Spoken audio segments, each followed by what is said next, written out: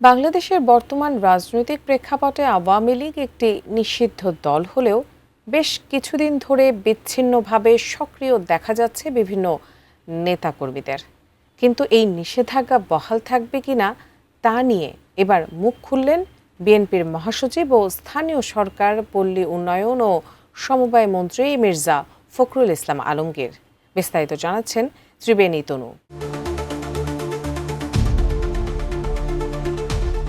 দেশের বর্তমান রাজনৈতিক পরিস্থিতিতে আওয়ামী লীগের অবস্থান এবং ভবিষ্যৎ নিয়ে নিজের স্পষ্ট অবস্থান জানান দিলেন বিএনপি মহাসচিব ও স্থানীয় সরকার, পল্লী উন্নয়ন ও সমবায় মন্ত্রী মির্জা ফখরুল ইসলাম আলমগীর। বুধবার রাতে বিএনপি চেয়ারপারসনের কার্যালয়ে সাংবাদিকদের সঙ্গে মতবিনিময় সভায় উঠে আসে আওয়ামী লীগের সাম্প্রতিক কর্মকাণ্ড এবং দলটির রাজনৈতিক অধিকারের প্রসঙ্গ।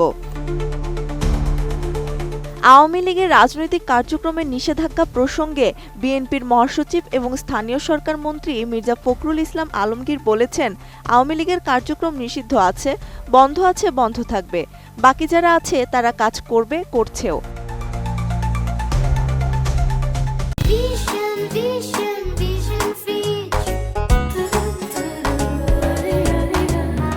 রাজধানীর গুলশানে বিএনপি চেয়ারম্যান তারেক রহমানের কার্যালয়ে সাংবাদিকদের সঙ্গে মতবিনিময় করেন Mirza Fakhrul.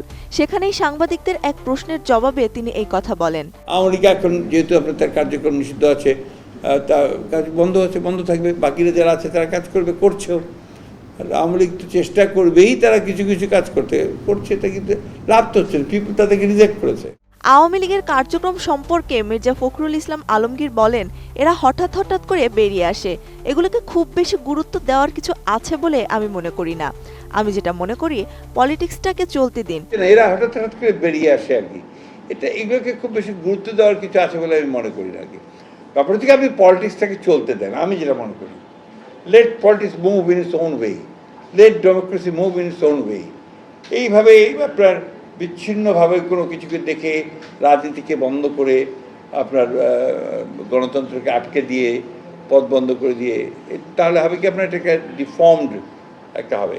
Let it move, work, কাজ করুক না। মত বিনিময় সভায় তিনি আবারও মনে করিয়ে দেন, জনগণের রায়ই শেষ কথা। আর সেই রায়ে আওয়ামী লীগ এখন জনবিচ্ছিন্ন একটি দল। তাই দলটির ভবিষ্যৎ নিয়ে উদ্বিগ্ন না হয়ে দেশের গণতান্ত্রিক প্রক্রিয়াকে শক্তিশালী করার উপর জোর দেন তিনি। ত্রিবেণী তনু, ATN নিউজ।